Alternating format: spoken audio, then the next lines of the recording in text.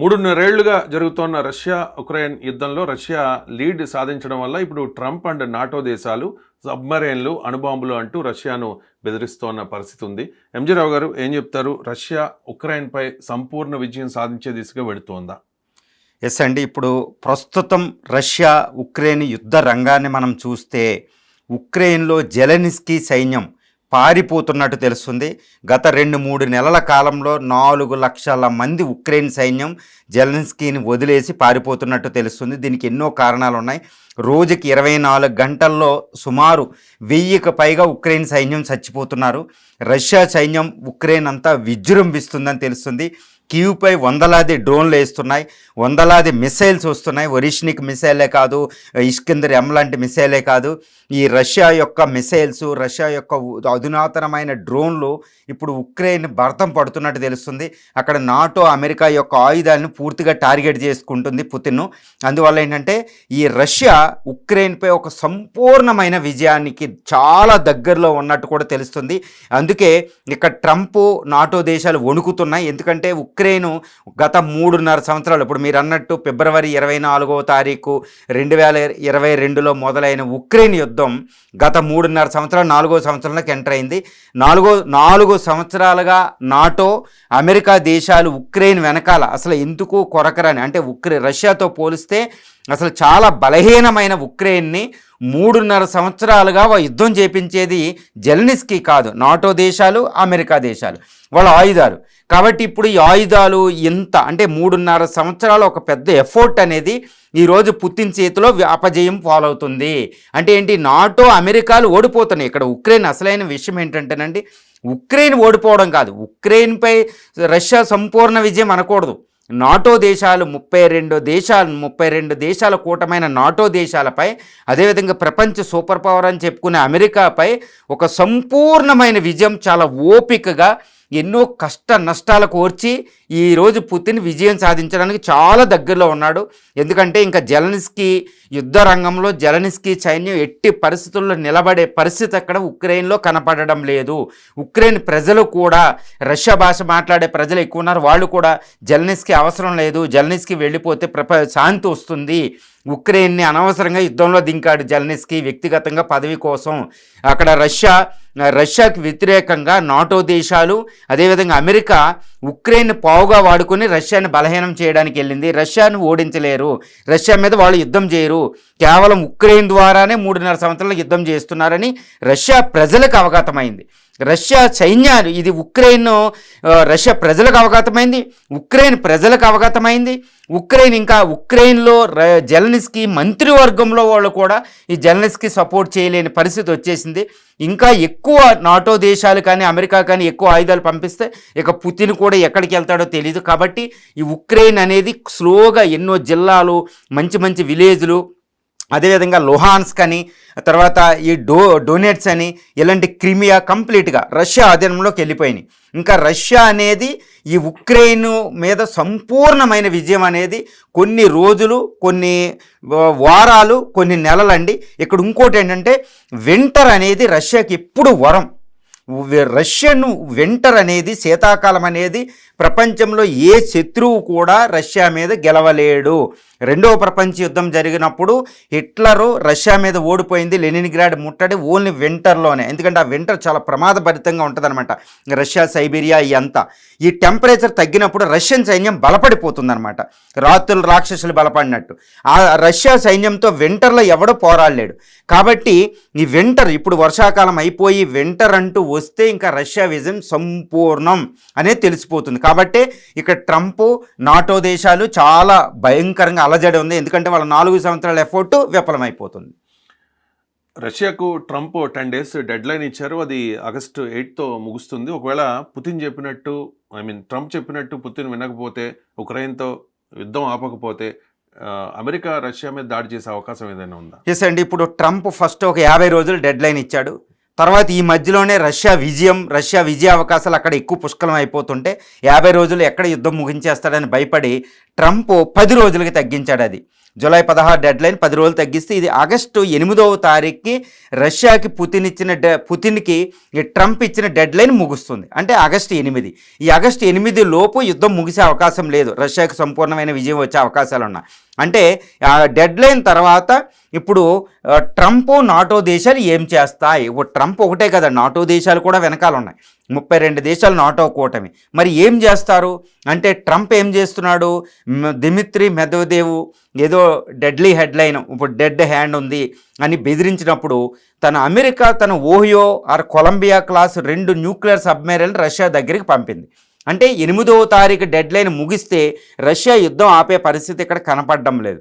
కాబట్టి పుతిన్ని బెదిరించడానికి nuclear సబ్మెరైన్ని America ప్రయోగించింది. మరి Putin లొంగుతాడా అనేది ఒకటి. తర్వాత నాటో దేశాలు కూడా ఈ పుతిన్ మీద మేము యుద్ధం ప్రకటిస్తాం 8 నువ్వు ఆపకపోతే అన్నట్టు అవి కూడా యుద్ధ రంగంలో చాలా ఇప్పుడు రష్యా నాటో దేశాలు రష్యా బోర్డర్లోకి వాళ్ళు ఎంతో సైన్యాన్ని పంపారని తెలుస్తుంది. అదేవిధంగా అమెరికా కూడా తన యొక్క హైడ్రోజన్ బాంబులు న్యూక్లియర్ బాంబుల్ని బ్రిటన్కి అదేవిధంగా పోలాండ్ లాంటి ఈ నాటో దేశాలకు తరలిస్తుంది. అది బయట పడిపోయింది. అక్కడ బ్రిటన్లో లేకెన్ హీత్ దగ్గరికి తన అణుబాంబులు పంపింది, అది బయటకు వచ్చింది. వెంటనే పుతిన్ కూడా జులై స్టామ్ అని ఒక అతిపెద్ద సైనిక విన్యాసం చేశారు. మొత్తం అట్లాంటిక్ మహాసముద్రం, ఆర్కిటిక్ మహాసముద్రం, పసిఫిక్ మహాసముద్రాన్ని 150 షిప్పులు 120 ఎయిర్ క్రాఫ్ట్లు పంపారు ఆయన. అంటే నేను కూడా యుద్ధానికి రెడీ అన్నట్టు ఇటు పుతిన్ పంపారు. మరి ట్రంప్ ఎందుకు ఎంత ధైర్యం చేస్తున్నాడు అనేది ఇక్కడ క్వశ్చన్. ఇప్పుడు పుతిన్ ఎట్టి పరిస్థితుల్లో ఉక్రెయిన్ మీద దాడి ఆపాలి, ఉక్రెయిన్ మీద యుద్ధం ఆపేటట్టు ప్రెజర్ చేయడానికి. మరి అది పుతిన్ అనేది చాలా ప్రపంచంలో మిలిటరీ పవర్ రష్యా. మరి అమెరికా బెదిరిస్తే నాటో బెదిరిస్తే పుతిన్ బెదురుతాడా లేదనేది ఒక పెద్ద ప్రశ్న అనమాట. కానీ ఇక్కడ ఒక విషయం మర్చిపోకూడదు, అసలు పుతిన్ ఎందుకు యుద్ధం చేస్తున్నాడు, ట్రంప్ ఎందుకు యుద్ధానికి ఇన్వాల్వ్ అయ్యాడు నాటో దేశాలంటే ఇక్కడ ఒకటేనండి. ఇప్పుడు ఉక్రెయిన్లో మినరల్ వెల్త్ $29 ట్రిలియన్ అంటే అమెరికా ఆర్థిక వ్యవస్థ అంత విలువైన ఖనిజ సంపద ఉక్రెయిన్లో ఉంది. ఉక్రెయిన్లో భూమి ఏంటంటే బ్రెడ్ బాస్కెట్ అంటారు. ఈ డొనెట్స్ ఈ రీజన్ ఏంటంటే చాలా మంచి బ్లాక్ సాయిల్ నల్ల మట్టితోటి ఉండి ఈ బ్లాక్ సీ పైన ప్రపంచానికి బ్రెడ్ బాస్కెట్ అంటారు. ఎక్కువ గోధుమలు ఉత్పత్తి అయ్యేది, ఎక్కువ మినరల్, ఇప్పుడు రేర్ ఎర్త్ మినరల్స్ అని $29 ట్రిలియన్. అంటే ఉక్రెయిన్ అనేది ఏంటంటే ఉక్రెయిన్ ఖనిజాలు, ఉక్రెయిన్ బ్రెడ్ బాస్కెట్ వీటి పండే ప్రాంతం నాటో దేశాల ఆధీనంలోకి వెళ్ళాలి, అది వాళ్ళ లక్ష్యం. ఉక్రెయిన్ అనేది రష్యా నుంచి బయటకు తీసేసుకుని నాటో దేశాల కూటమిలోకి వెళ్ళిందంటే ఇంకా రష్యా ఓటమి చెందినట్టే. ఎందుకంటే ఉక్రెయిన్ అనేది చేతిలోకి వెళ్తే రష్యాను ఆక్యుపై చేసుకోవడం ఈజీ అవుతుందన్నమాట. కాబట్టి ఇది వాళ్ళ లక్ష్యం. కానీ పుతిన్కి ఇది ప్రాణ సంకటం. పుతిన్ తన 25 సంవత్సరాలుగా అధ్యక్షుడిగా పనిచేస్తున్నాడు. పూర్వ వైభవం తేవాలి. ఇది పూర్వ వైభవం తేవాలి అంటే ఉక్రెయిన్ అనేది నాటో ఆధీనంలోకి వెళ్ళకూడదు, ఉక్రెయిన్ ఖనిజ సంపద అటు వెళ్ళకూడదు. ఒక రకంగా చెప్పాలంటే రష్యా యొక్క యుఎస్ఎస్ఆర్ యొక్క చరిత్ర అంతా గమనిస్తే యుఎస్ఎస్ఆర్ 1922లో పుట్టిందే ఉక్రెయిన్లో, కీవ్ రాజధానిగా చేసుకుని. అంతటి మహా సామ్రాజ్యానికి ఒక పునాది ఉక్రెయిన్. ఇలాంటి పునాది అయిన ఉక్రెయిన్ అనేది నాటో దేశాల ఆధీనంలోకి అమెరికా ఆధీనంలోకి వెళ్తే ఇంకా రష్యా తన అస్తిత్వం మొత్తం పోయినట్టే. కాబట్టి పుతిన్ తన సావు బతులు డూ ఆర్ డై మోడ్లో అస్తిత్వాన్ని నిలుపుకోవడానికి ఇప్పుడు ఈరోజు ఉక్రెయిన్ మీద అటాక్ చేస్తున్నాడు. కాబట్టి అవసరమైతే 3వ ప్రపంచ యుద్ధానికైనా దిగుతాడు, కానీ ఉక్రెయిన్పై ఆధిపత్యాన్ని ఇటు నాటో అమెరికాలకి ఇవ్వడు. అది అవసరమైతే ఇటు నాటో అమెరికాలే తన ఆధిపత్యాన్ని వదులుకోవాలి, కానీ ఉక్రెయిన్ మీద ఆధిపత్యాన్ని రష్యా ఒప్పుకోదు. కాబట్టి ఇక్కడ 3వ ప్రపంచ యుద్ధానికి అయినా సిద్ధపడతాడు, కానీ ఎట్టి పరిస్థితులు అమెరికాలకి ఈ నాటో దేశాల కూటమికి ఉక్రెయిన్ అప్పచెప్పడు. కాబట్టి ఈరోజు ట్రంప్ నాటో దేశాల కూటమి అణుబాంబులు పంపిన, న్యూక్లియర్ సబ్మెరైన్ ఓహియో క్లాసులు పంపిన, ఏమి చేసినా పుతిన్ వెనక్కి తగ్గడు. దానికి అనుకూలంగానే రష్యా అంత మాజీ అధ్యక్షుడు చెప్పింది ఏంటంటే మా దగ్గర డెడ్ హ్యాండ్ ఉంది, మా దగ్గర ఇన్ని అణ్వాయుధాలు ఉన్నాయి, 6000 అణ్వాయుధాలు ఉన్నాయి, బొలుగరాడో లాంటి మిసైల్స్ ఉన్నాయి, సబ్మెరైన్స్ ఉన్నాయి, మీకు న్యూక్లియర్ సబ్మెరైన్ వస్తుంది. గత 6 నెలలుగా 2 సంవత్సరాలకు ఉక్రెయిన్ యుద్ధం ప్రారంభమయ్యాక రష్యా బెదిరించింది. ఈ వాక్యాలు తీస్తే బొలుగరోడో మిసైల్, లండన్ అణు సునామీ వస్తుంది, మీ యూరోప్ నాశనం అయిపోద్ది, యూరోప్ ఒక్క క్యాపిటల్ ఉండదు, ఎడారి చేస్తాం, ఇలాంటి వార్నింగ్లు అండి రష్యా అణుశాస్త్రవేత్తల నుంచి పుతిన్ నోట్లోంచి కూడా. దేనికైనా నేను రెడీ, 6,000 అణ్వాయుధాలు తీస్తాం, డెడ్ హ్యాండ్ తీస్తాం, అసలు సర్వనాశనం మమ్మల్ని మా మీద నిలబడదు. ఒక రకంగా చెప్పాలంటే రష్యా అణ్వాయుధాలు, రష్యా యొక్క nuclear submarine, Russia bombers TU-90 లాంటితో పోలిస్తే ఇది నాటో దేశాలు ఎంత శక్తివంతమైన నాటో దేశాలకి దరిద్రం. అంటే నాటో దేశాలు ఇంకా నాశనం, అంటే మ్యాడ్, మ్యూచువల్ అష్యూర్డ్ డిస్ట్రక్షన్ అంటారండి.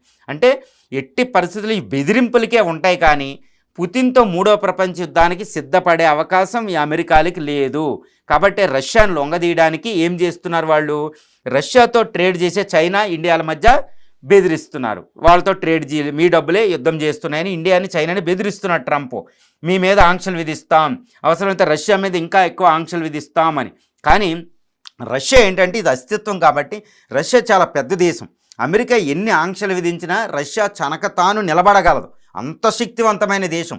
ఇరానే నిలబడుతుంది 30 సంవత్సరాలుగా, రష్యా ఎందుకు నిలబడదు? పైగా రష్యాకు ఫుల్ సపోర్ట్ ఇండియా, చైనాలు ఉన్నాయండి, ఇక్కడ కనపడుతున్నాయి. చైనా అనేది ఆయుధాల పరంగా కొంత ఇస్తుంది, కానీ ఇండియా ఇండైరెక్ట్గా, పరోక్షంగా రష్యా దగ్గర ఆయిల్ కొనుక్కొని సంవత్సరానికి 40 నుంచి 50 బిలియన్ డాలర్లు మనం చెల్లిస్తున్నాం.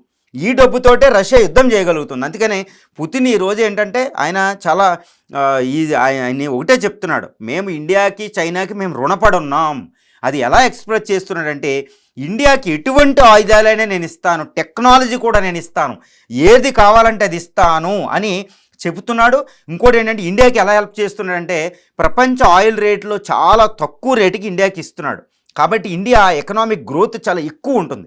ఈరోజు ఇండియాకి రష్యా ఆయిల్ దొరికింది అంటే ఇండియాని పట్టుకోవడం ఎవరి తరం కాదు, ఇండియా సూపర్ పవర్ అయిపోతుంది అనమాట. ఎందుకంటే మనకు ఉన్నది వీక్ పాయింట్ ఆయిలే, మన ఆయిల్ లేదు కాబట్టి రష్యా ఆయిల్ ఇస్తున్నాడు. ఈ విధంగా పుతిన్ ఏం చేస్తున్నాడంటే ఇటు చైనాకి, ఇటు ఇండియాకి చాలా థ్యాంక్ఫుల్గా ఆయన ఇస్తున్నాడు. ఇండియా, చైనాలు కూడా వెనకాలుండి, పరోక్షంగా వెనకాలుండి అమెరికాతో యుద్ధం చేపిస్తున్నాయి. కాబట్టి ఇది ట్రంప్ చాలా డూ ఆర్ డై మోడ్ అనమాట. అంటే ఏంటి, ఉక్రెయిన్లో రష్యా విజయం అనేది ఇంకా సంపూర్ణం అండి, దీన్ని ఆపడం కాదు. ఎందుకంటే పుతిన్తో యుద్ధానికి వాళ్ళు వెళ్ళలేరు, ఇంపాసిబుల్ అండి ఆ విషయంలో. పుతిన్తో ఒక లిమిట్ దాటి యుద్ధంలోకి వెళ్ళలేరు. కాబట్టి ఇటు చైనా, ఇండియాల సపోర్ట్ కూడా ఉన్నాయి, బ్రిక్స్ దేశాల సపోర్ట్ ఉన్నాయి, ఎన్నో దేశాలు రష్యాకి ఇండైరెక్ట్గా సపోర్ట్ చేస్తున్నాయి. కాబట్టి ఈరోజు ఉక్రెయిన్ యుద్ధ రంగంలో సంపూర్ణమైన విజయానికి, అంటే వెంటనే అవ్వకపోవచ్చు, 1-2 నెలల్లో సంపూర్ణమైన విజయం. జెలెన్స్కీ పదవిచ్యుతుడు అవడం ఖాయం. అక్కడ సైన్యం కూడా ఇంక ఎట్టి పరిస్థితుల్లో కథన రంగంలో రష్యా వైపు నిలబడలేని పరిస్థితి వచ్చేసింది. వాళ్ళు పారిపోతున్నారు, డిజర్టేషన్ అంటారు. దానికి ఒక ఎగ్జాంపుల్ ఏంటంటే, గత 3 నెలల్లో 1,00,000 కేసులు, పారిపోయిన కేసులు, అంటే ఆర్మీ నుంచి పారిపోయిన కేసులు రిజిస్టర్ అయినాయి అని మనకు వార్తలు వస్తున్నాయి. అంటే ఉక్రెయిన్ సైన్యం ఇంకా వదిలేస్తుంది, ఫ్రంట్ లైన్ వదిలేస్తుంది, అంటే రష్యా వెళ్ళిపోతుంది, భూభాగం కూడా తన ఆధీనంలోకి వెళ్ళిపోతుంది. జెలెన్స్కీ మరణం ఒకటే ఉంది. కాబట్టి ఇంకా అందుకే ట్రంప్కి రష్యా ఇంకా ఉక్రెయిన్ యుద్ధంలో నిలబడలేకపోతుందని తెలిసే బెదిరింపులకు డైరెక్ట్గా లొంగుతుండడానికి కూడా మనకి ఇక్కడ అవగతం అవుతుంది. రైట్.